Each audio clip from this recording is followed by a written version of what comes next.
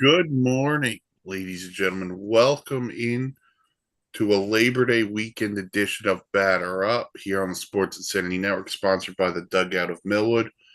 Mike, the old ops guy, with you. Thank you to our president, producer, the Patchman, for getting us live this morning.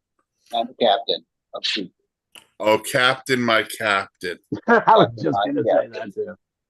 Shout out Robin Williams. May you rest in peace. But Mark, good morning. How are you this morning? I am very good, Mike. How you doing? Could not be better. That's It's September 1st, and our beloved New York Mets are still alive in the playoff race. Before we get to other stuff, I said this to Mike before we got. Did we ever think at the beginning of the season we'd be talking about the Mets and possible playoff chances at September 1st? Not when they were 11 games under 500. Yeah. And look at the season they've turned it around to. So, yeah. So David Stearns, give you a ton of credit. Carlos Mendoza, give you some credit. And Francisco Lindor should be your National League MVP, but that's a whole captain of the New York Mets. I mean, we can go that route too. All right. But as we said, September 1st, playoff races are coming to a head. We will talk all about that as the show progresses. But we're going to start with a little bit of a change up, and we kind of alluded to this last week. Mark usually does the one of one with his daughter, Charlotte. They did an episode Friday night. Yep. Friday night, it was live stream, so you can check that out here on the YouTube page. But we're going to do our own version of the one-on-one here on Batter Up. So, Mark, the floor is yours. So, thanks to my gracious backer at the Dugout of Millwood, we were able to get our hands on a 210-box case of Leaf Electrum Baseball. Leaf is one of the best products if you want to get young autographs and stuff like that and have a chance at some good veteran stuff. And for the price for 80 total autographs was unreal. So we did 10 boxes on Friday and Friday night. And our biggest hit from believe it or not, it was from the test box so we could see how it was laid out. We did pull a Dylan Cruz auto number 8 of 10, which was absolutely fantastic. What are we hunting for today? I want a Paul Skeens. I so want a Paul Skeens. I don't have his auto yet, but the card I want most, it was the card on the the sell sheet, which has Ricky Henderson and Ellie De La Cruz on the same card. My God, what a day that would be. But let's get into it, and we are going to play.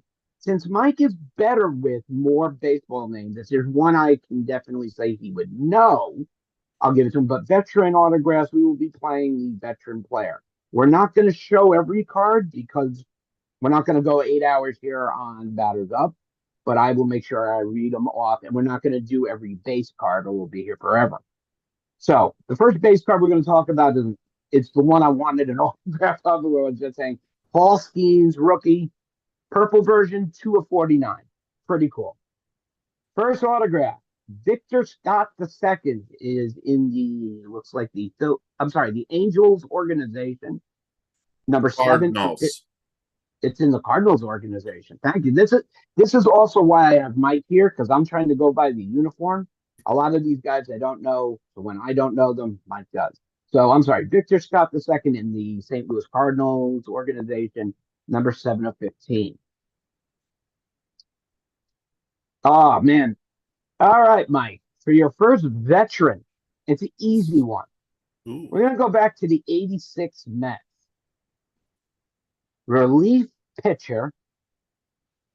Did pitch in the 86 World Series. So a reliever from the 86 Mets. Yes. My mind immediately goes to Jesse Orosco. Jesse Orosco. Autograph. And he got that very fast, ladies and gentlemen. Jesse Orosco, if you all don't know, had some nasty slider and a nasty changeup. Great ball player. And he pitched for a long time. I believe he pitched into the 2000s. I believe he did too. Yeah. And this is number 12 out of 49. Charles Durbin, which I'm going to assume is in the White Sox organization since it says White Sox on it, so I'm going to be safe on that one. 15 of 20, nice low number. We pulled him twice yesterday. Matt Shaw, he's with the Cubs, right? Matt, I believe so. Yeah. I believe he is with the Cubs organization. 42 of 49. Trent Caraway. Okay. No idea. No idea who this kid is. Mr. Caraway, I am so sorry.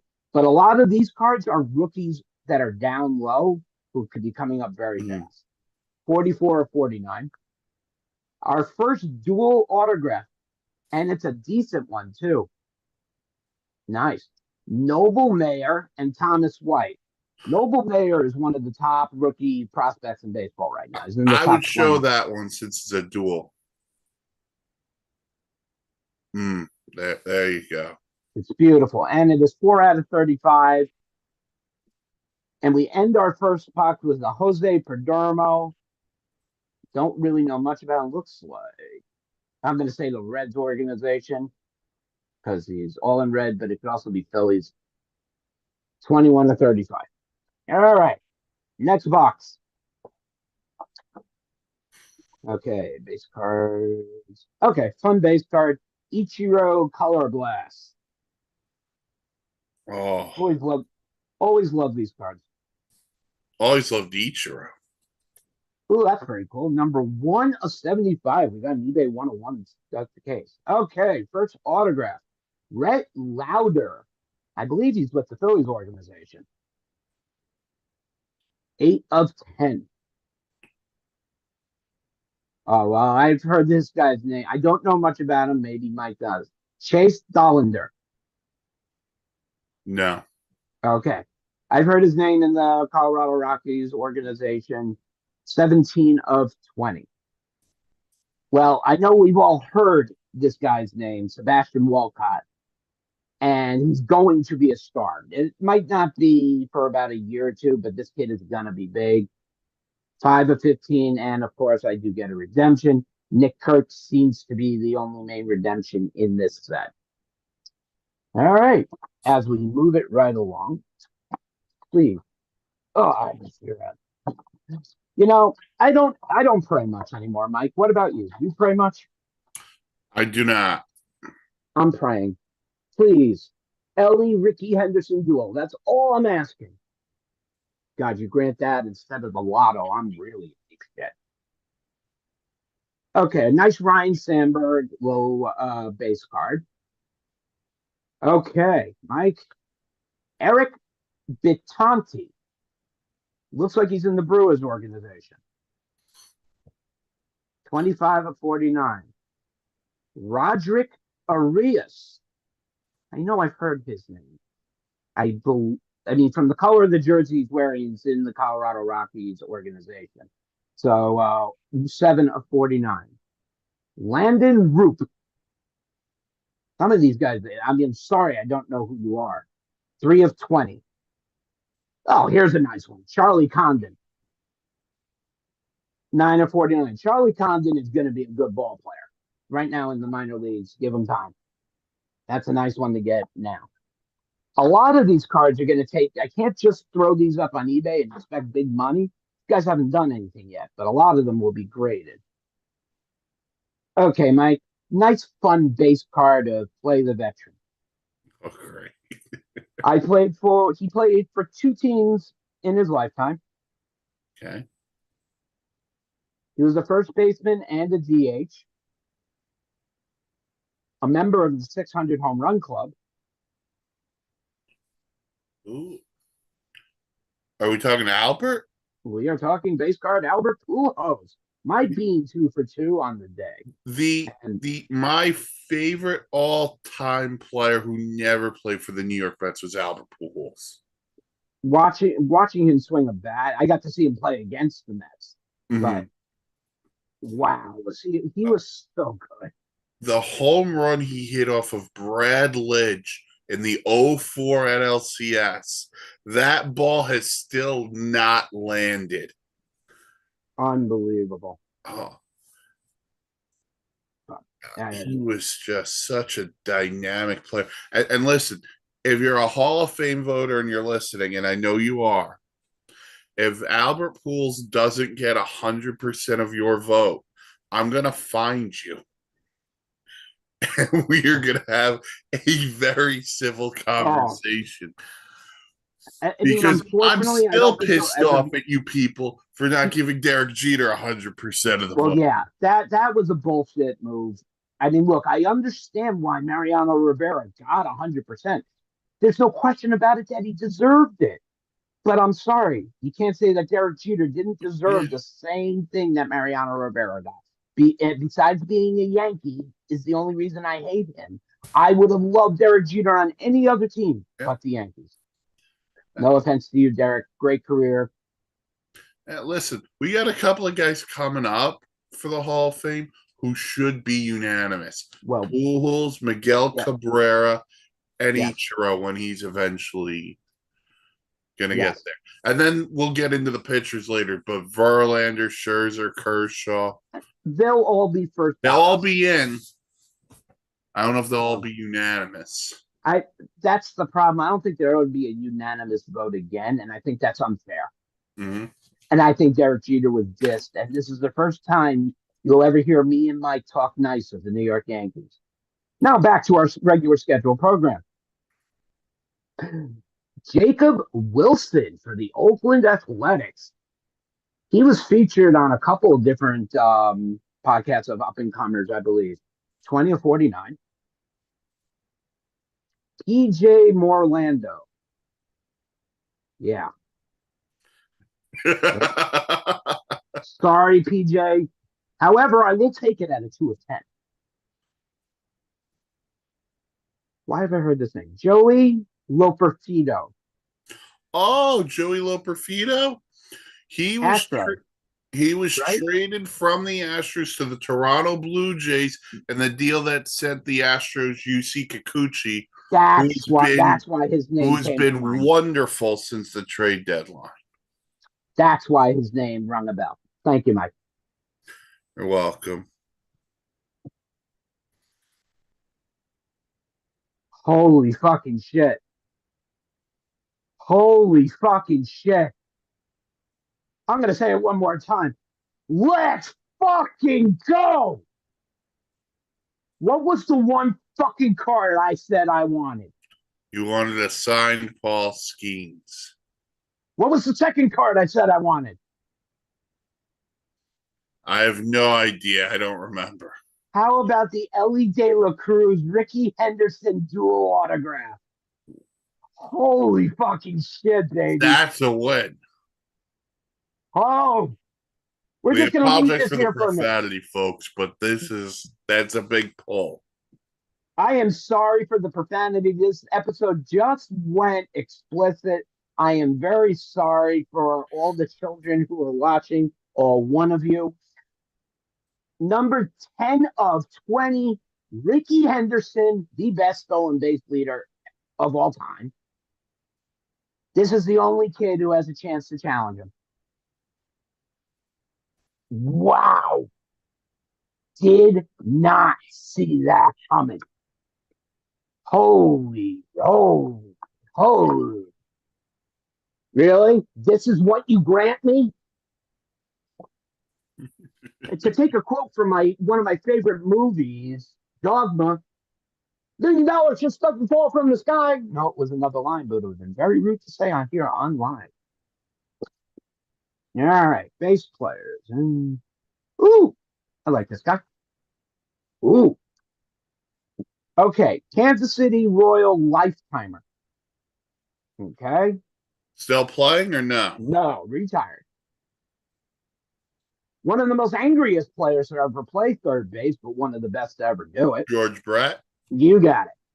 George Brett, 1 of 5 base card. That's very cool. Hall of Famer. Absolutely. And okay, Yanquiel Fernandez. Now, Yanquiel plays for the Colorado Rockies, and Yanquiel has a very, very distinctive autograph. If you can see it, he just likes signing his initials. YF. That can stand for a That's lot going to of make this card things. sell so much more. David Matoma auto. Hakuna Matata. Hakuna Matata. Unfortunately, with the uniform he's wearing, he technically is in the minor leagues of a team that probably the minor league teams did better on 5 of 10. And if you're trying to take a guess, I'm saying the White Sox.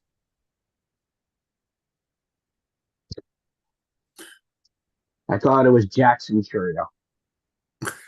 It's his brother. Jason Churio. Oh, I thought it was Jackson Churio for a second. Jason Churio, who happens to be Jackson Churio, the Milwaukee Brewers' brother, plays for the Cleveland Guardians, is in the top 100 MLB prospect, and is likely to be called up, not even in the 40-man call-up, will possibly called up next year for a try and see, and it is numbered 1/1.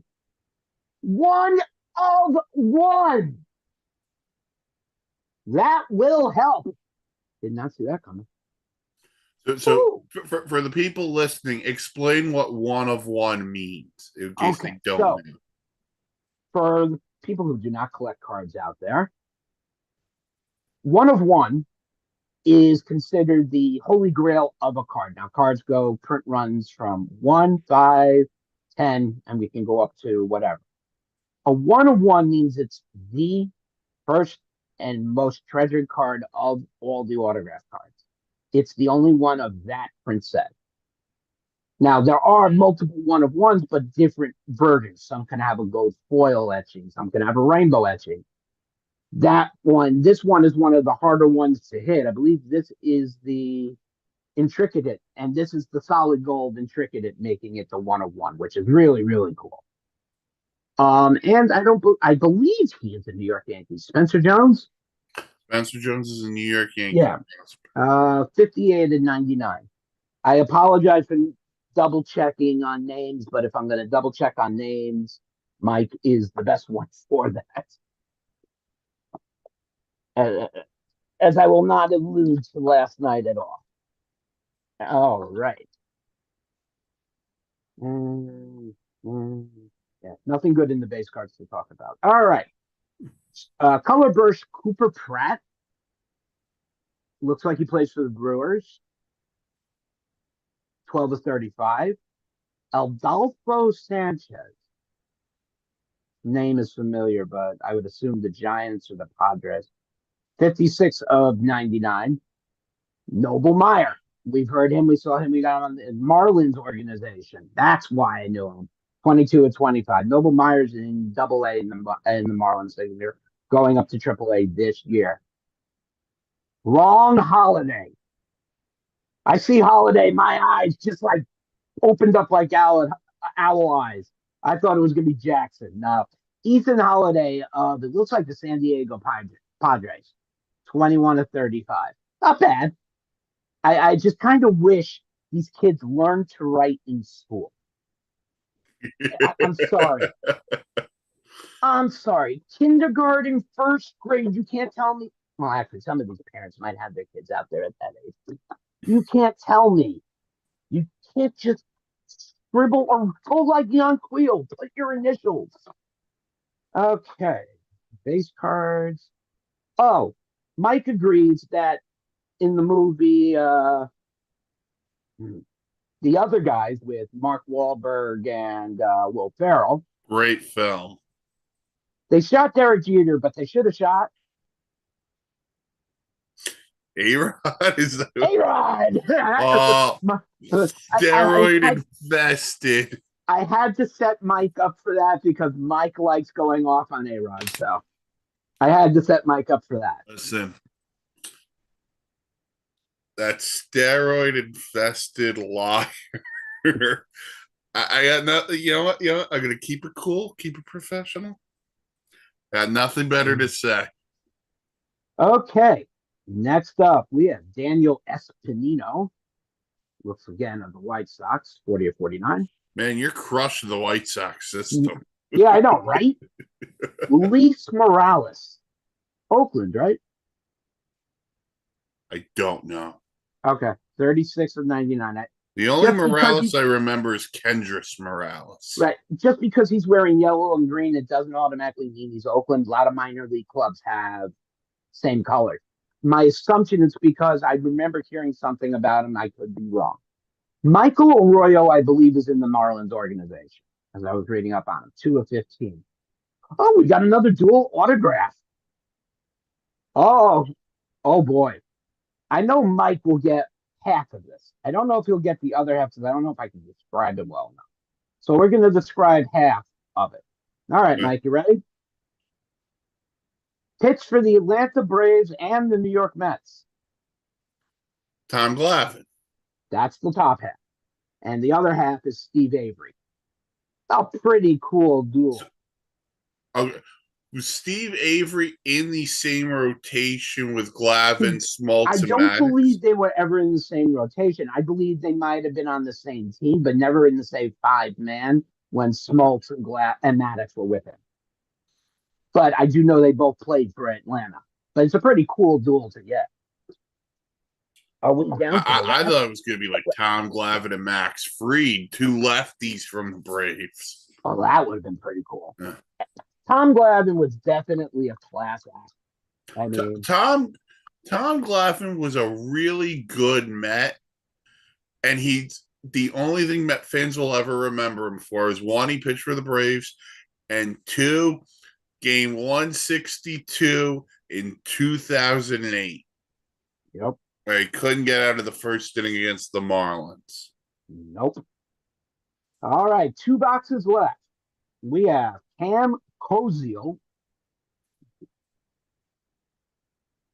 You'll never guess where he's from. The White Sox organization. 26 of 49.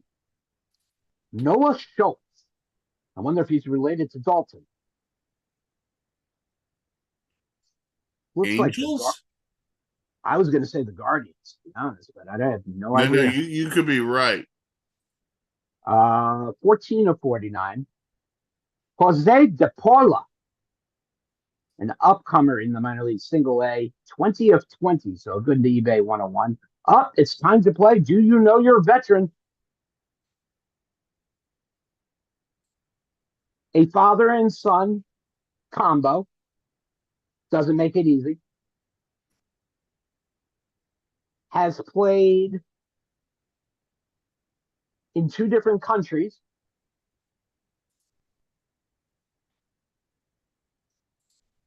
Is considered to have one of the best right field arms of all time.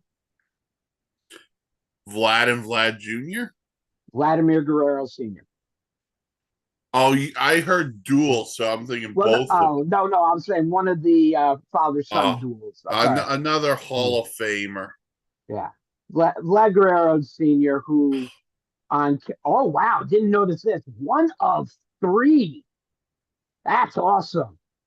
What a great player Vlad Sr. was. If you've never seen Vladimir Guerrero throw a ball from the corner of the outfield to third base on a fly, you haven't watched baseball. What a thrower. Listen, kids out there, YouTube Vladimir Guerrero Sr. and just watch in awe of how good he was.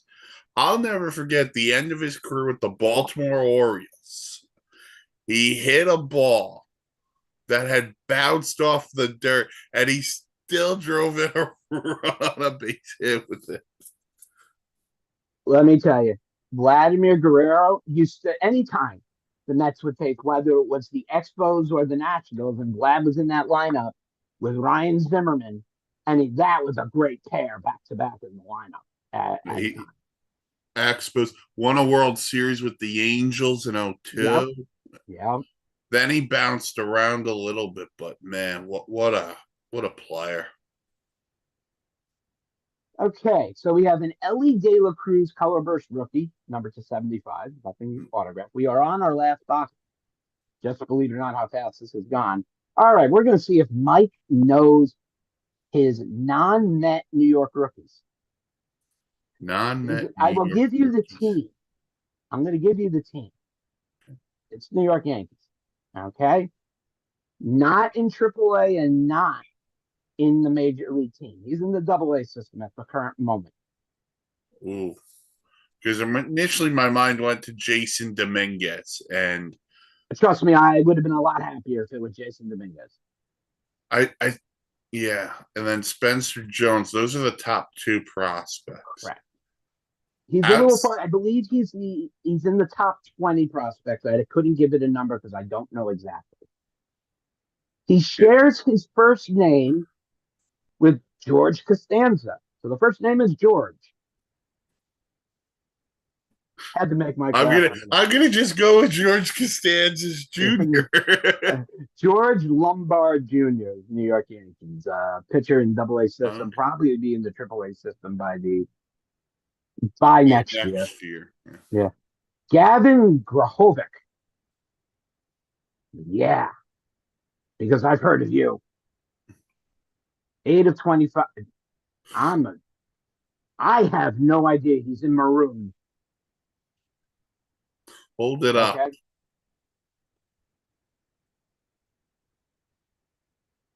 Maybe the Diamondbacks? Could be. So we don't have a prospect list in front of us, guys. 3 duels, 1K, 1/2 K. You normally only get 1, maybe 2. Cooper Pratt and Eric Bittanti.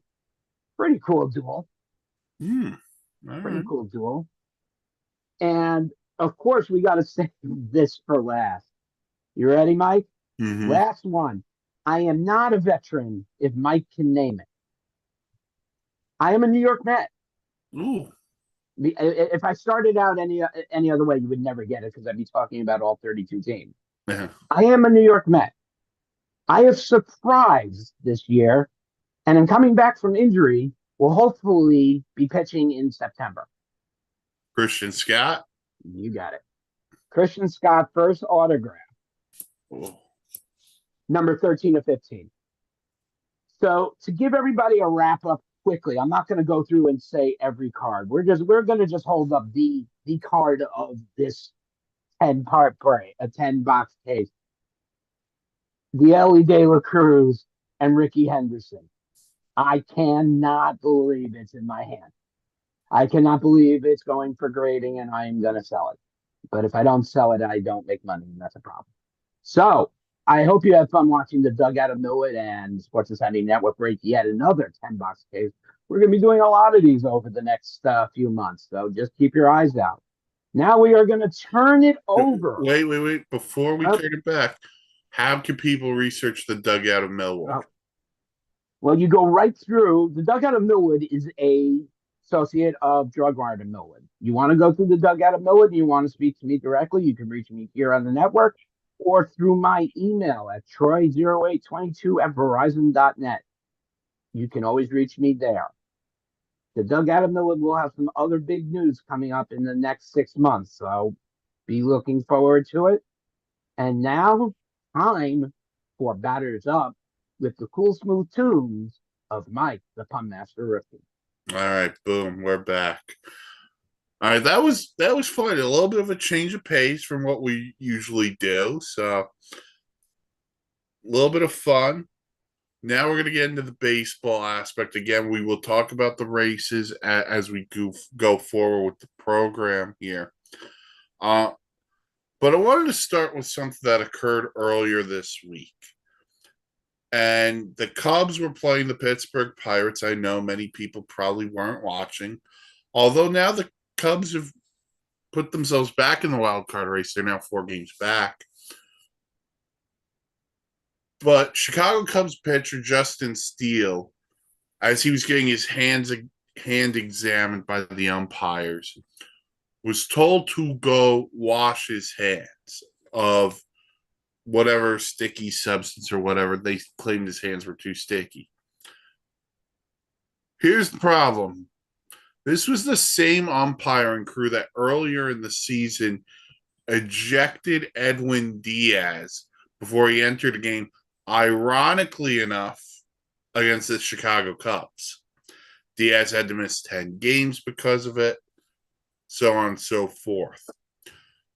So here's my question, not just for Mark and not just for the people listening, but for Major League Baseball.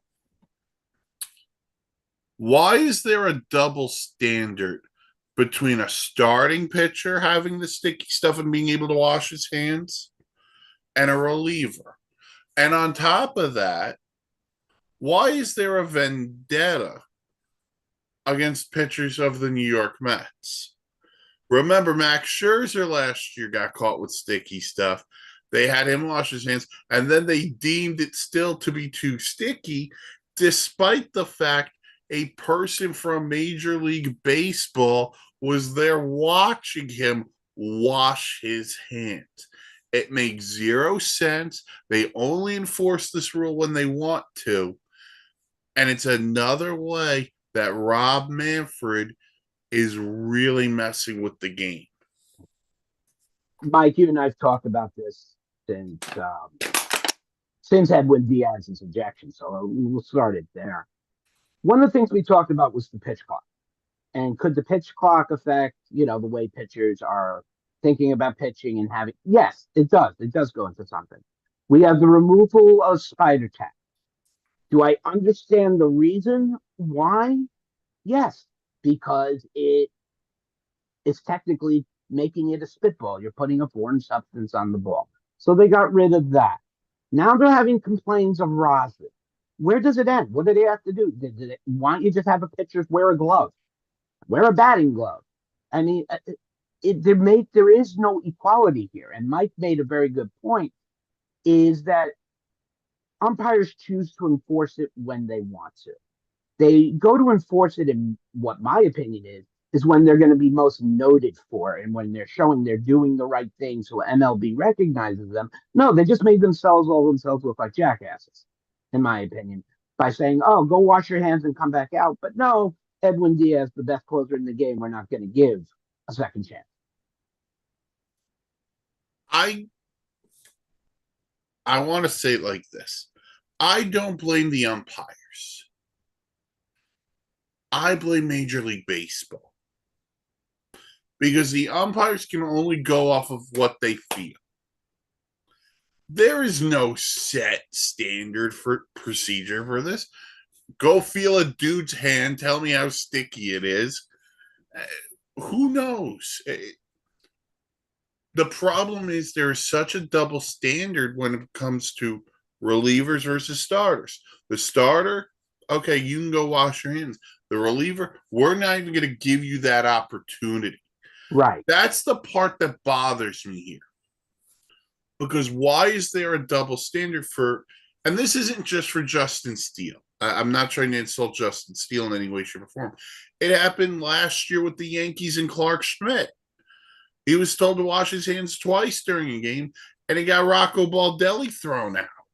Right. And he got to go watch Rocco's Modern Life. The problem is Major League Baseball does not know how to proceed, how to use this as a procedure. They can't measure the stickiness. The umpires can only go off of what they feel. But it's how it's policed. It's how it's determined on what's going on. And at the end of the day, I've been honest about this, and I'm going to keep saying this. I believe the lack of a sticky substance for a pitcher is hurting them with the grip of the ball, which is also increasing the injuries on the shoulder, on the elbow. And I don't think anyone wants to talk about that part. But at some point, the number of Tommy John surgeries and the number of shoulder surgeries that pitchers are going through, I think that number's increased. We can talk about innings all we want. And we talked about that a couple of weeks ago with the mandate of 6 innings or Right. whatever. But you, at some point, you have to give the pitcher something to help them. This The game game, can't sorry. just be about offense, offense, offense, offense, offense. Greg Maddux is one of the greatest pitchers ever. He didn't rely on 96. He relied on location. And I get it, pitchers aren't taught to locate anymore. But at the same time, that if they can't grip the ball, we have a major issue.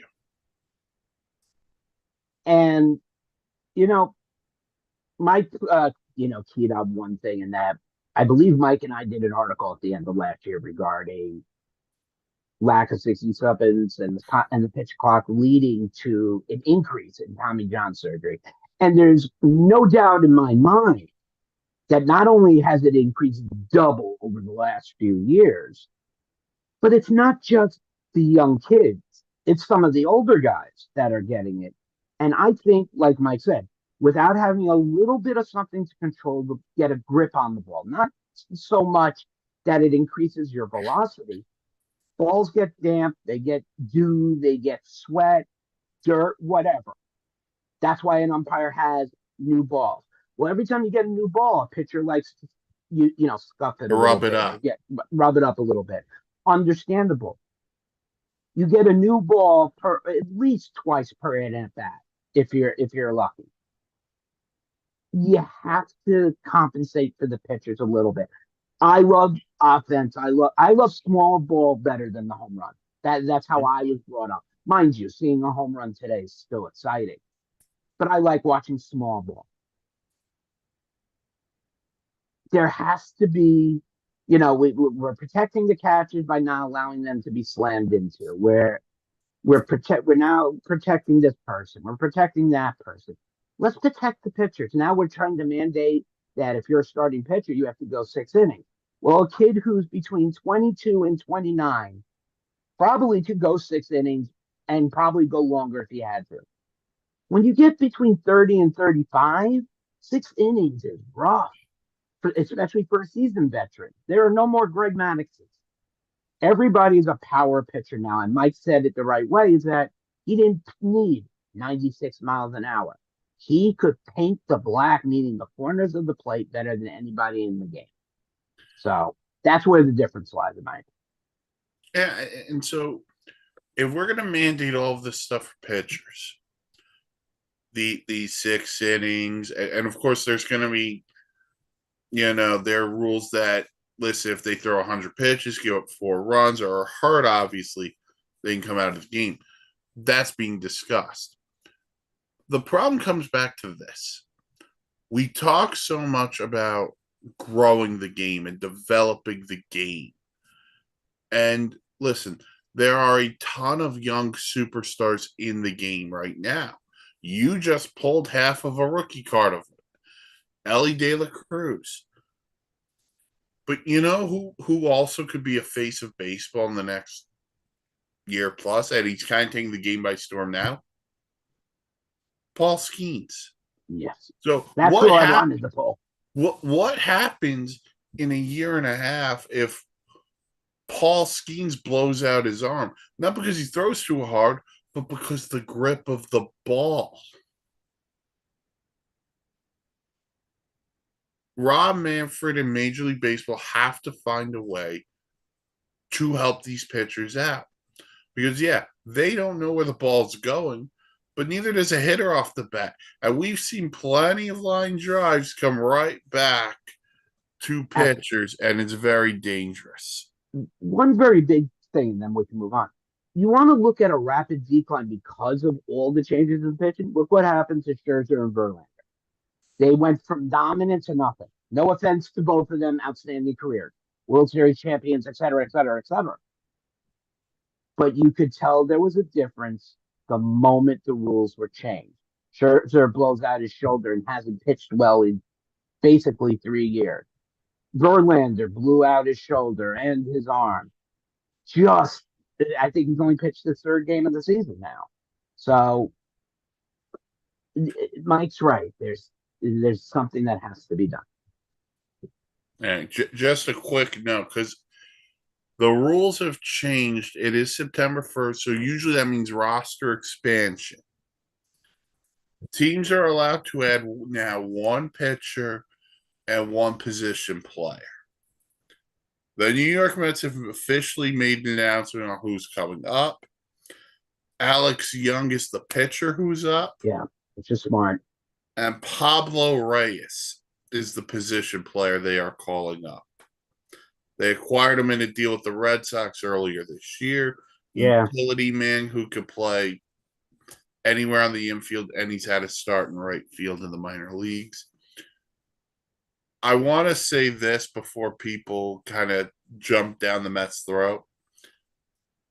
As much as I can't speak for Mark, but as much as we wanted to see a guy like Luis Angel Acuna, it didn't make sense to bring him up if he's not going to get the consistent at bats. Mike and I actually are on the same language. You call a person up, you expect them to get a certain number of time in the field. If they're not going to get that time in the field and they're playing every day in AAA or whatnot, then let them finish out the season consistently. In an example case, let's say Starling Marte, well, actually, it could be an actual case. Starling Marte goes down, and you have Tyrone Taylor, who's been fantastic, as a backup. But you're going to need something. You're going to need another hand. That's where you can possibly see Drew Gilbert called up. I'm just using that as a situational piece. Right now, I agree with my guess. As much as I want to see a lot of these young kids play to get a sense of what they're at, if they're not getting consistent time and they're going to pop up or strike out or get too frustrated, people are going to get down opinions of them. And it's not that you don't trust them. You just don't want to hurt their confidence. And the other thing is this, when it comes to the Mets, I also wonder if them being in the race, how that affected the decision as well. If they're out of it, you're probably seeing one of the top prospects come up. And the other part for that would be, I'm more disappointed in the pitcher, not a knock on Alex Young, but there was a part of me that wanted to say, you know what? Brandon Sporat's been moved throughout the organization all year. And there's a part of me, Mark, that said, you know what? Make Brandon Sporat of the 2024 New York Mets the 2008 version of David Price for the Tampa Bay Rays. The kid's got some powerful stuff. He's got good control of the ball. Here's the question. I mean, the pitcher they're calling up, I mean, he's not a nobody. He's another lefty for the bullpen. Right, but he's not a number one pick either. But when you look at it the way Mike explained it, and you have to look at it the way he explained it, it's the move that makes the most sense. Yeah. It's what the Mets need. As for the hitter, look at the lineup. Look at the bench. Yeah. Right? There is not a lot of room to say, oh, we're going to give Brendan Nimmo 4 days off. No, he's not getting time off. They're not going to – they have the perfect duel for Bader and whoever they switch with. Doesn't matter. There was another part of me that was like, you know what? Let's shock the world. Ronnie Mauricio's healthy, everybody. Mauricio will be back next year, but then you look over at second base, and you're thinking, Acuna. Iglesias and McNeil have been doing fine, so what's the point of calling up hitters if there's no room for them? And not to make this just Mets-centric here, because I'll get to who the Yankees called up in a second. Here's the other thing about the Mets, and that's going to be a really fascinating conversation this winter. Acuna, Jet Williams, Brett Beatty, Ronnie Mauricio, Mark Vientos. We're talking about all guys who play similar positions, and you can't keep you don't have to keep everybody. So I'm very interested on how David Stearns utilizes whoever he thinks he could utilize in a trade that could benefit the New York Mets. I think you make a great point. I think Vientos is one third base. I don't think there's any reason to replace him. However, I'm just lumping him in just Yes, because. yeah, right. But however, there is now no room for Brett Beatty. I'm sorry to say. Brett Beatty, I mean, if something happens to the Enfields, Brett Beatty gets called up and he's the, Iglesias can go to third, but they'll call up Beatty to make sure they have extra help at third. I think Beatty becomes one of the biggest trade pieces for the Mets this winter, and you're going to disagree with me, but along with Ryan Clifford. I think they're going to use the two of them to get possibly a major starter. It's fair. Listen, and again, we'll talk a lot about this during the off season. We can have a lot Exactly. of fun with that. I do think the best part about this, though, if you're a Met fan, is you're talking about depth within an organization that is usually not very deep. Right. So we'll have to wait and see. Now, as I mentioned, the Yankees, again, every team calls up one position player, one starting pitcher. For Yankee fans, Scott Efros, who they acquired a couple of years ago from the Cubs, Okay. is a call up, and the position player call up is not Jason Dominguez. And I'm not surprised by that. I am a little bit, and I'll get into why in a second. Duke Ellis. They must have been watching Major League 2 or Major League when the Duke comes into pitch. But the Yankees also made the following moves. Anthony Rizzo is back. They need him. And Ron Marinaccio also recalled. So okay, that is what the Yankees did. Here's what I'm surprised on Dominguez. Alex Verdugo has not had a great year. And he's going to be a free agent at the end of the year. But what bringing up Dominguez does, outside of potentially shooting life into the lineup, is I can move Aaron Judge around maybe to left field and take a little bit less off of Judge playing center field. I do know you still have Trent Grisham. Yep. But to me, also, if Dominguez plays really well when he gets called up, you're getting to look into the guy who might be, and I don't like putting this out there, but if Juan Soto's not back next year, you want Jason Dominguez to see as much big league pitching, I would think, as possible. Mike and I will talk more on Juan Soto towards the end of the season on our thoughts. But to go off of what Mike is saying, you have to think that way if you're the New York Yankees right now. And the Mets have to think the same way, is that the world is basically divided 50-50. Is he going to stay with the Yankees or is he going to the Mets? There is no secret he's always wanted to be a Met. The question becomes is who's going to open the checkbook more, Steinbrenner or Cohen? And I think Cohen can write any number he wants. But here's the thing. You win a World Series with the Yankees. Let's say it happens. A little part of me would be happy because it's a New York team winning. But what is his value? We just George Shohei Ohtani get close to $750 million. What is Juan Soto's value? We have to take into effect that the fact that Juan Soto does not pitch. Well, remember, he turned down 440 or whatever it was from Washington. So his number, he's going to want more than 5. I think he's going to position himself to wanting around 600 million. But and can the Yankees afford that? Here's the question. Well, the question isn't can they afford it? They can afford it. The question is there's a 2-part question to this. Would he take would he take a hometown discount? Okay. Like Aaron Judge. Mm-hmm. But here's the ultimate question, and it's not is Hal Steinbrenner willing to pay that? They can pay it. Is Hal willing to pay it? Is the question. Remember, Okay. they were not the highest bidder on Aaron Judge. The Giants offered Aaron Judge more money. And Aaron Judge said, no, I'm going to remain a Yankee. My brother Arson Judge is going to go play for the Giants.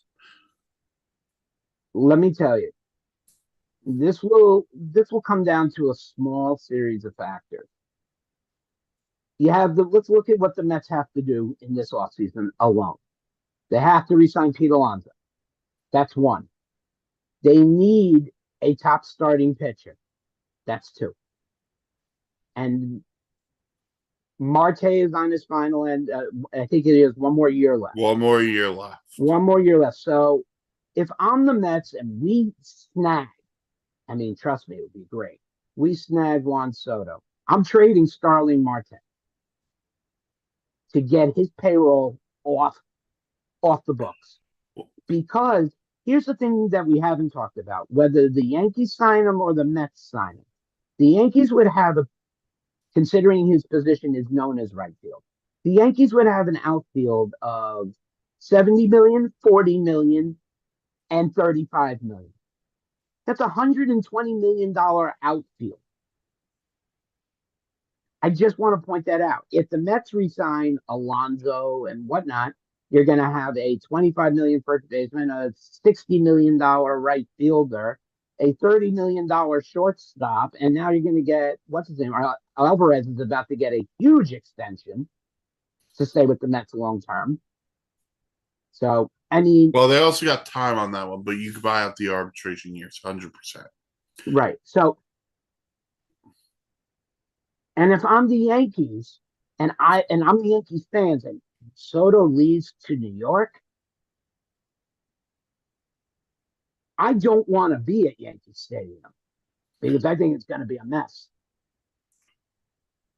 Here's the thing, and we actually wrote something about this for the network. You check it out, sportsinsanitynetwork.com.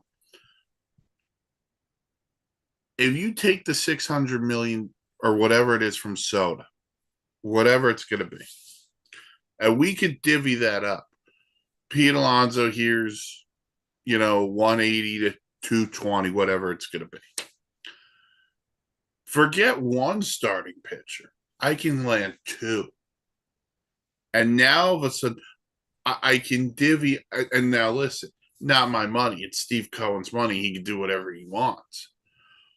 And I'm not trying to talk anybody out of not going after Juan Soto. That's plain stupid. But there's ways to navigate this. But I'm very interested because you brought it up. We saw what Ohtani got. Now, the bulk of it's in deferred money. Yeah. Ohtani's technically on the books for $2 million this year. I think he gambled on it. We got to check to see if he went to the bookies. But I wonder if a team tries to do to Soto what they did with what the Dodgers did with Ohtani in the deferred money. And then this is going to happen. Major League Baseball is going to step in and say, no more on the deferred money. The Dodgers could get away with it. Nobody else can. Right. Well, the Mets got away with it, and there are other players who are set up to have it done. I mean, there's about 15 different players I was looking at. The Mets did it best first, and they did it classically. And they did it with a player that had made it funny. Yeah, Bobby Bonilla. Bobby Bonilla. And it was fun. Now it's not fun anymore. Now all these guys are getting deferred money. Bobby Bonilla was the smartest player at that time. He said, I'll take less money, just pay me for the next 30 years. Right. Well, that was also if you get rid of me. Right. I'm saying there's a lot more to go into it, but I agree with Mike. I don't think after this year, once players sign and they defer money, it's going to be allowed after this year. I don't think they'll stop it before this free agency, though. Here's the thing on Soto, too, and then we'll move on. Yep. I think there's only I'm not going to sit here and say not every team's going to look in, but I think there's about 5 to 6 teams that realistically have a shot. Obviously, the Mets and the Yankees. I'm not ruling the Giants out of anything. I'm not ruling the Mariners out because we know how badly they need another hitter. Right. The question would be, would they be willing to spend the money? I'm not ruling the Toronto Blue Jays out. Remember, they were the other team very close to trading for Soto. So maybe they're still interested. And then you look at teams like maybe the Cubs or the Cardinals. Maybe one of those two teams gets involved. Not saying he would go to either one. The worst thing, though, for Major League Baseball would be Juan Soto signing with the Dodgers. That would be the worst thing for baseball. See, I can't disagree with that because it's a good statement. We've all seen all-star teams put together, but I'm looking at it at a different angle. MLB had to come in and save the Dodger organization. Okay. In which they did. They got it back together. They got it under new ownership and whatnot, and they've regulated. But look what they've allowed them to do. They've allowed them to do things and then they make rules. They have the face of the game, the player of players, Shohei Ohtani. There's no doubt about it, the number one in baseball. They're not going to do anything to the Dodgers that's going to disrupt this season. After the season's over, they'll make whatever rules they want. But there is no way in hell does Juan Soto end up in the Dodgers organization. Then there will be a revolution. But again, we will wait until November, December with Juan Soto, even though him and the Yankees are on the preface of the playoffs. As the Yankees, and he has already said he doesn't want to talk contract until after it's all done anyway. Remember, it was funny. I don't know if it was last week or whatever it was. Fans started chanting his name. At post game, they asked him about the fans chanting his name, and and they talk about if he's willing to stay. And he goes, "No, you guys got to talk to Brian Cashman." So right away, there's a little subtle thing like, yeah, whatever we've discussed now hasn't worked, and so. Well, but we all know he wants to be wined and dined. Look, when he first came up, you know who he reminded me of? Well, I almost said it wrong. Giancarlo Stanton. I almost said Mike Stanton by accident. He came up as Mike Stanton. You were right. Yeah. Well, the power, the plays in the field. You knew he was going to be an all-star. He's a five-tool player. My fear is this. Is he going to turn into another Mike Stanton? You know, who has a great first 5 years. Mind you, Stanton has been injured multiple times in his Marlins career and in his Yankees career, a lot more than Soto has. So Soto is a lot healthier. Well, I think the best thing about Soto, though, is, and this is not a knock on Stanton. Stanton was offensively, he was a very, I don't want to say one-dimensional. He's turned into a one-dimensional player, but he was very reliant on his power. Soto's not as reliant on power. He can walk into 30 homers. He's hit 37 this year. Part of that also is playing at Yankee Stadium, short porch and right field. Right. But the best part about Soto at the plate is his discipline. He doesn't chase. He has a very good eye. He doesn't put himself in tough spots. But I'll say he's also only 25 years old. He'll be 26 next month. And that's the key. I think Mike just hit it right there on the head. When we look at players getting these huge contracts, I mean, to be fully honest, I don't know Shohei Ohtani's age. I believe he's close to 30, to be honest. But that being said, Giancarlo Stanton is in his 30s. Hit a nice double yesterday. I'll give him credit for that. That was a nice double. Ohtani's 30 on the dot. Okay, so Ohtani's 30. Realistically, Ohtani is not going to be pitching and hitting the rest of his career. You know that. I would say within the next 5 years, he's done pitching, and he just becomes a DH. He's gonna probably have to pitch next year just out of necessity for the Yes, Dodgers. yes. After that, they're gonna have to make him choose. Stanton's gonna be 35 in November. 35 years in November, has 3 years left on this, 3 or 4 years left on the contract, each year being $35 million apiece. Guaranteed. Why not? If you're going to have to pay him anyway, buy him out, let him go. Get some, you're Again, gonna that's gonna have to be a conversation for the winter.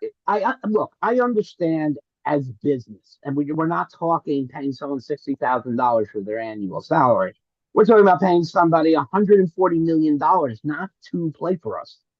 But you want to know something? He can't play the field anymore. He's streaky.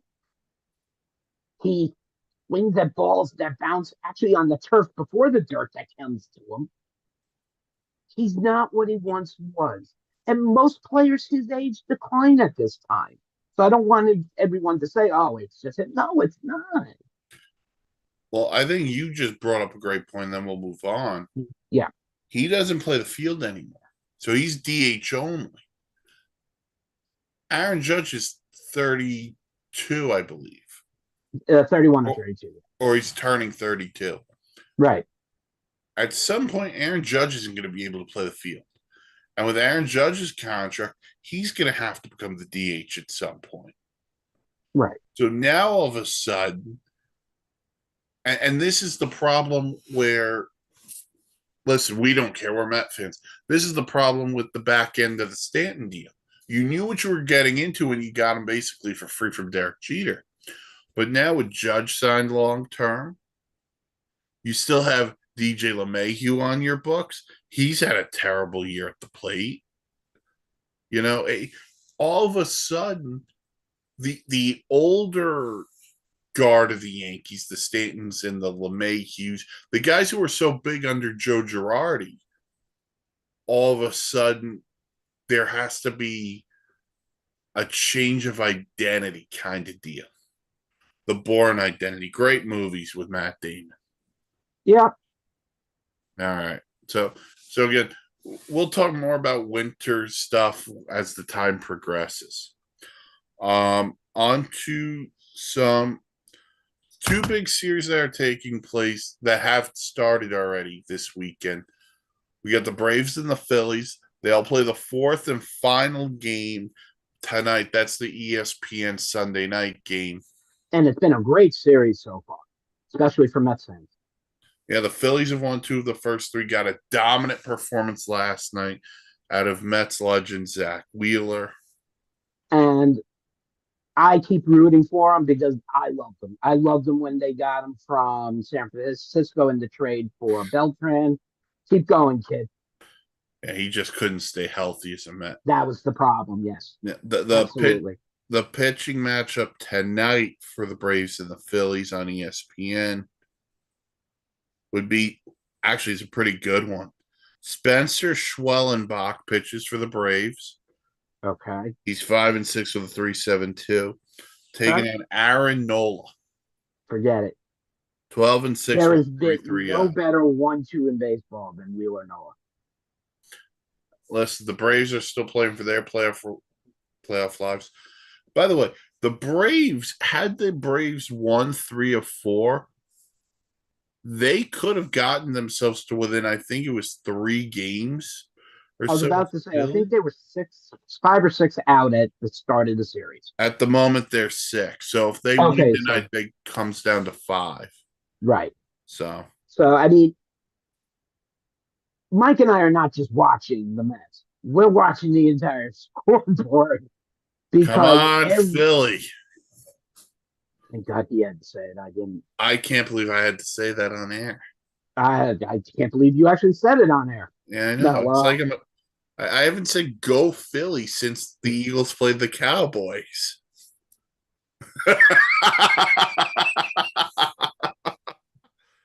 No, this is a very big series, not only for the Braves, but for the Phillies as well. Yeah. The Phillies right now have had the first place in the NL East for pretty much a good portion of the season, and rightfully so. This team has been Electric, dynamic, fantastic pitching, fantastic hitting. There's not really a complaint right now. You look at the Braves. The Braves were poised for a great year. You lose, unfortunately, Ozzy Albies. You lose Acuna. Harris gets hurt, comes back, gets hurt again. Made You a have to great look at the catch last positive for time. Chris. You have to look at the brilliance of Chris Sale this season has been Oh, undeniable. But they the Braves are not the Braves, but they're doing things to win. That's all they have to do is just win games. add on to the list. They haven't had Spencer Strider all year. Right? AJ Minter's now out in that bullpen. Austin Riley's now out. So, I mean, day by day, this team is losing pieces. And if you're the other side of the chessboard, this is where you start making moves.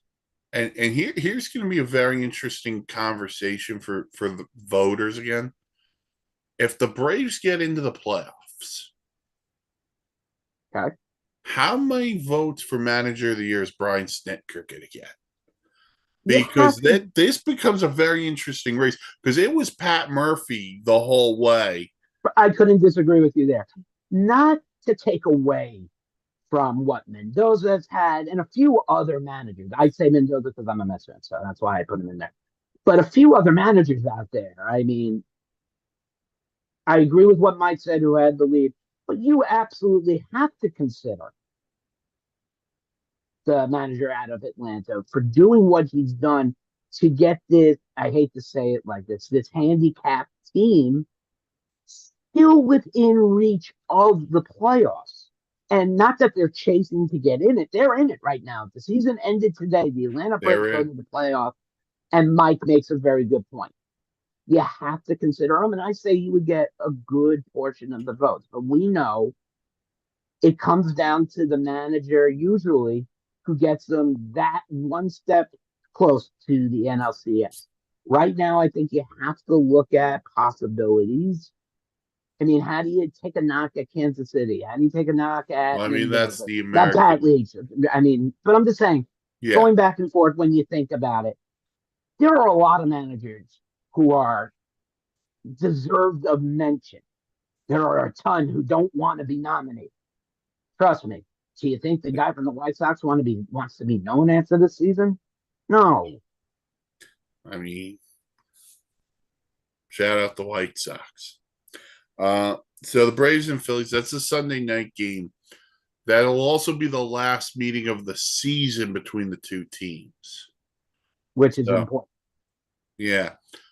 And I think the Braves have already won the season series, but a huge game regardless. The other big series regarding National League playoff races, the Los Angeles Dodgers and the Arizona Diamondbacks. Now, thankfully, as Met fans, the Dodgers have won the first two games of the 4-game set, but it's been two wild and crazy games. Arizona was just kind of lying there most of the summer. They weren't losing all the way, but they weren't winning all the way. All of a sudden, that World Series caliber team has shown up. Yeah, by the way, again, not trying to make this Met centric, the Mets were one Edwin Diaz blow up away from sweeping. So, I mean, when you look at this year's race, the right teams are in. The right teams are in the race. There's no what's the word, Cinderella team, so to speak, this year, really. There's not one team that was counted out from the first day. It's like if the White Sox were in the playoffs, there's your Cinderella team. But in this case, if you want to call it statistically wise, it's right. It's right where it needs to be. And it's gonna be a fun race to the end. But Dodgers Diamondbacks, you expect to see this in the playoffs. I mean, it's going to be close. Yeah, the Diamondbacks were on the heels of the Dodgers, as were the Padres. The Dodgers have said, Nope, we're going to keep going forward. Now, also, it doesn't hurt that the Dodgers got Mookie Betts back. And now the top of the lineup is Otani, Betts, and Freeman, all of whom hit back to back to back homers last night to start the game. First time since 1884. Mark remembers those days. Yeah, me and a young Babe Ruth, we would hang out. I started him on the You cigar. mean a young Babe Ruth? I taught him cigars at the young age of 14, and he picked up the habit. It's all my fault. He became a Yankee. I didn't start. We remember when milkshakes were a nickel. Wooden nickel. Get it right. Now, as I'm the old ops guy here, I have to take all the old jokes. But the Dodgers don't go out unscathed. Clayton Kershaw does go back on the injured list with a bone spur in his toe. And I think that's going to, I don't know how, quote unquote, serious that is. I think that's okay. We're 1 month away. Let's save them. We're going to be in the playoffs. We're going to rush you, Exactly. And this is not the first time this has happened. This is done every single year right before the playoffs. Oh, the player's hamstrings tightening. We're going to hold them out until the playoffs. We don't want to risk any. The simplest things, except for when you make up an excuse like dry eye syndrome. Yeah, I knew Mike would get that right. Oh, man. Shout out Billy Epler. Yeah, so the Dodgers are taking the first two from the Diamondbacks. They'll play the last two today and tomorrow in Arizona. I believe there's one more series after that for the two. Let me just double check on that. But yeah, that game will be on Roku this afternoon. If anyone who's interested, at 4:10. Oh, your pitching matchup is Justin Robleski for the Dodgers against Brandon Pfaadt for the Diamondbacks. Should be a guy named Walker Bueller, but yeah, he's disappeared again. No, this is the last series of the year between the two. And this is a big game more for the Diamondbacks than it is the Dodgers. For the Diamondbacks to keep that ever shortening lead in the wild card to their advantage. And then tomorrow's pitching matchup to close out the series, Jack Flaherty against Eduardo Rodriguez. That's going to be fun to watch. Eduardo Rodriguez was great in his last couple of starts. Yeah, the last couple of starts he's actually been pretty on. Yeah.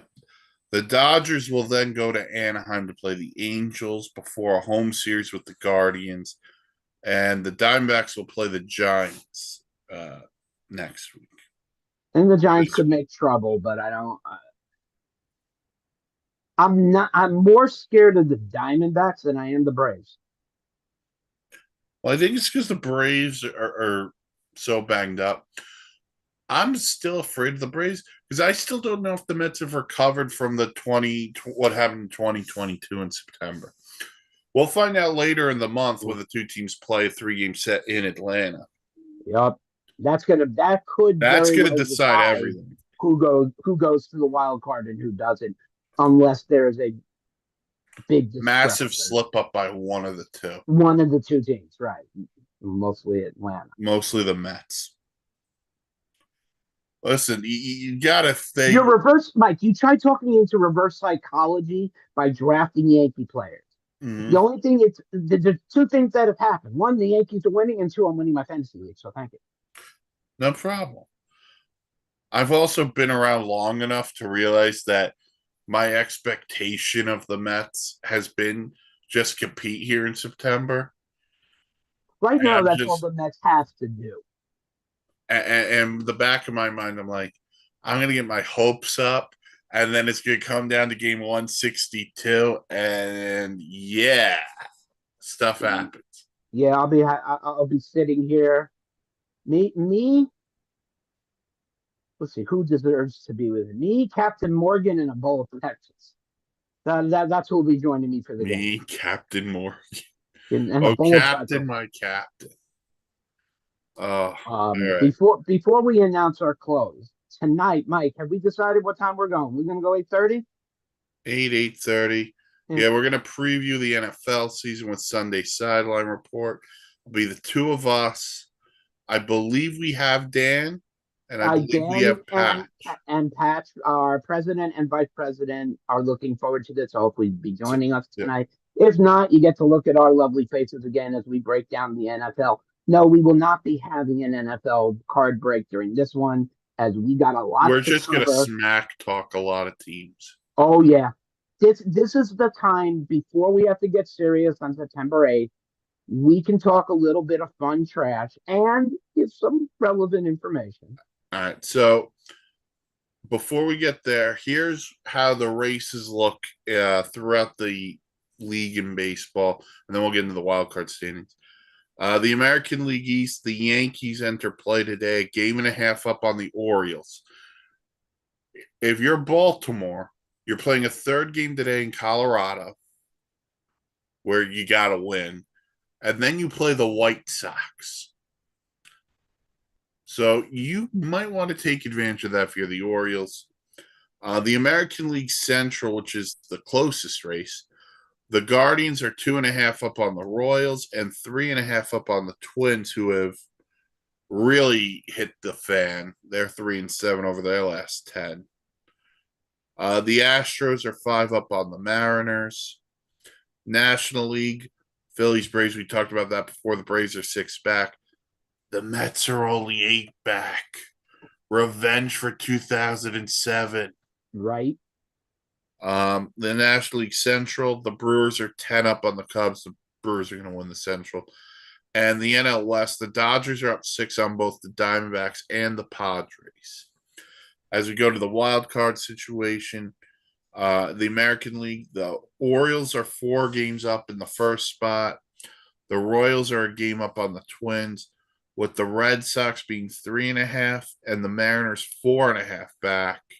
If you want me to go on, the Tigers are 5 and the Rays are 6. Never count out the Rays. If there's anything I've noticed in baseball over the last decade, is the Rays do amazing things in September.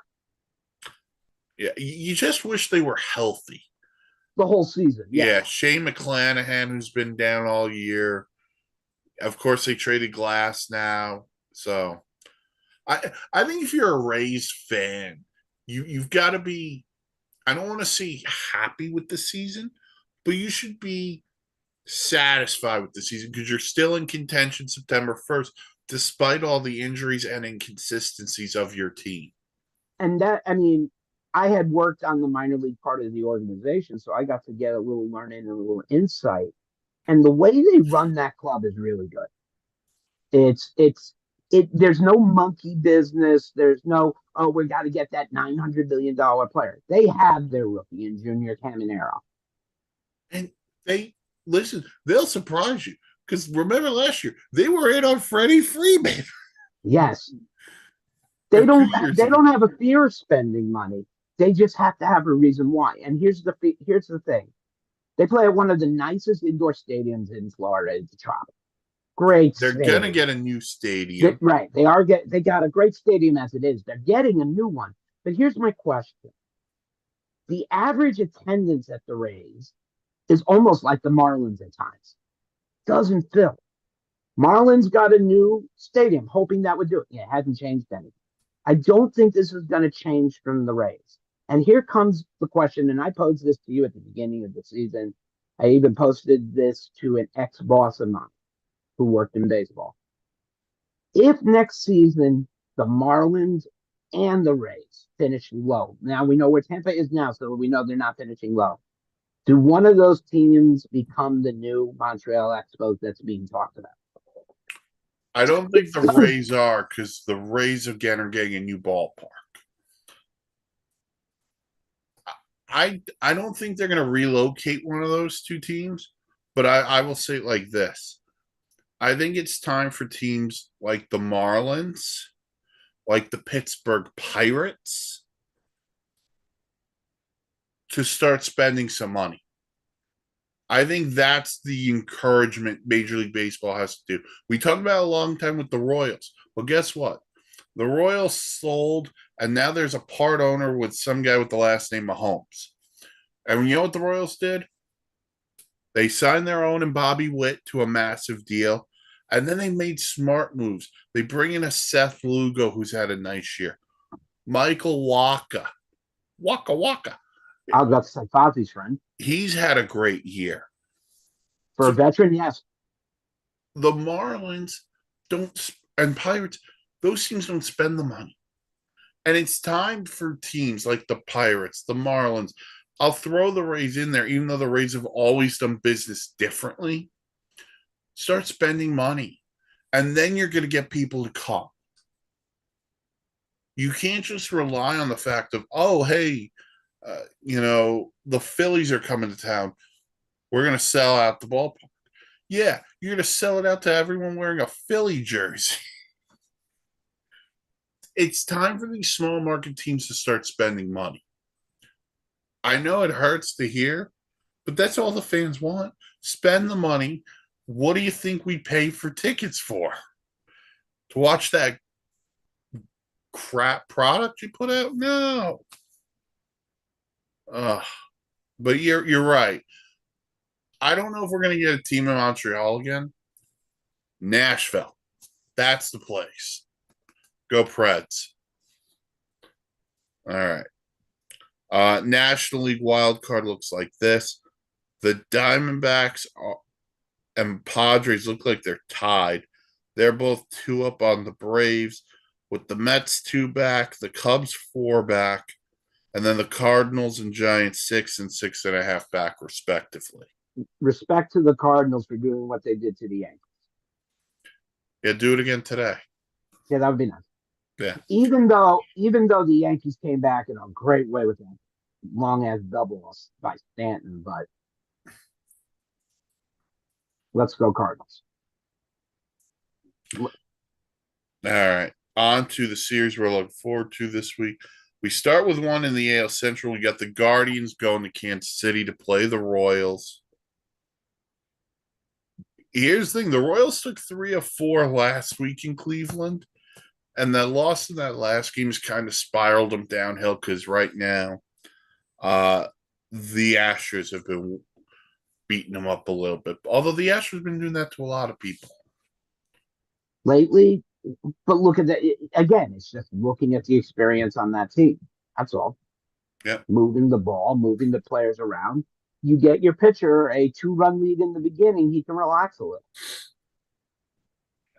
So we got Royals, Guardians this week. Mets, Red Sox, again, both teams still in the thick of the wild card. And This is I the wouldn't series mind that worries me the most. Boston. Yes. Look, Boston isn't what it used to be, but you look at that team, it's a great ball team. It really is. You know what? We had a low expectation of them this year, and they've exceeded. They've played really well. They're still around. Here's the kicker, though.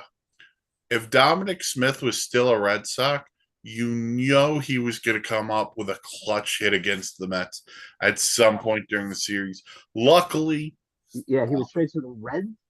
He signed with the Reds. He signed with the Reds. Okay. Yeah. So Dominic Smith, longtime Mets legend. yeah, Mets, Red Sox at Citi Field. Weren't the Red Sox the team the Mets opened Citi Field against? No, that's open. No, because I was there. No, the exhibition games. Oh, the exhibition game, yes. Yeah. No, the opening series, I believe, was the Brewers. Brewers or Padres. Right, and Mike Pelfrey gave up a home run on the first at bat. Brewers or Padres. I also remember Adrian Gonzalez hitting a home run. Yeah, it was the. I'm pretty sure it was the Brewers, and I know David Wright hit a 3-run home run that night. Yeah. Like we mentioned, D-backs Giants earlier. The Giants are hanging on for their dear lives, although might be too little, too late. Cardinals and Brewers. Listen, the Brewers are running away with the Central. The Cardinals, like we mentioned, hanging on for their lives. And then the Tigers and the Padres. Tigers also hanging out for dear life. Tarek Skubal got another win last night, 200th strikeout of the season. Chalk What up a an season. AL Cy Young Award to Mr. Tarek Skubal. I can't see how there could be another pitcher who, let me rephrase that. There are other pitchers who will be nominated. I think he is the clear choice. He's got to win. He's the clear choice to win. Listen, I think both MVP races are gone. I think Otani's No, got Otani's got it in the NL. and There's no two ways Otani and about it. Judge are going to win the Yeah. MVPs. Yes. Skubal should win AL Cy Young. NL Cy Young's a little tiny. It's Chris Sale or it's Wheeler. I was about to say, you can't not have Nola in that conversation. Yeah, either. it's Wheeler, it's Nola, it's Sale. It's one of those three. I would love to say it would be Paul Skeens. I mean, after what I just think he came up. Yeah. He came up in the middle of the season. And that shouldn't be a knock towards him considering what he's done. But I don't think he can be. It's just the numbers will align differently with the other guys. Exactly. Yeah. That's like the only discrepancy I would have with. Yeah. Nationally Rookie of the Year race, Jackson Merrill versus Paul Skeens. Well, let me tell you. And Jackson Chourio deserves to be in that conversation too. Chourio's definitely had a great season with the Milwaukee Brewers. I mean, but when you look at it, it's between Paul Skeens, and you cannot rule out what Jackson Merrill has done this year. He's had a fantastic year. Yeah. So it's going to be very close. Yeah. Managers of the Year, going to be tight races too. So it's September. September. Come down to a number. It's September 1st. Get the hot dogs ready. Let's get going. Everyone have a fantastic Labor Day. Again, if you want, tonight on the SI, here on the SIN YouTube page, we're doing a special Sunday sideline report previewing the NFL season. That starts Thursday night. But until then, for Mark, I'm Mike. Follow us on the socials. We're on Facebook at the Sports Insanity Network. We're also on Twitter at SInsanityReal. Go to the website, www.thesportsinsanitynetwork.com. Great blogs, vlogs, planes, trains, and automobiles. Tonight, again, we are previewing the NFL season. Should be between 8 and 8:30. We have not come up with a select time yet, but we'll talk to you then. Yeah, have it all fun. And if you're looking for any of the cards that you saw today on the break, you may be looking for them at Top Notch Sports Club Consignment. They will be shipped out to Mr. Anthony Laparo, Justin Selbuski, and Justin Valentini. And then our friends down in West Palm Beach will get. We're going to show it one more time because not even I can believe I got it. The Ellie De La Cruz and Ricky Henderson duel we sent down to West Palm Beach, Florida for grading. So shout out Top Notch and shout out our friend Rudy Campos and Sweep the League. Sorry, Rudy, it's always going to be Sweep the Leg for me. But we'll talk to you all later tonight. Enjoy a great Sunday.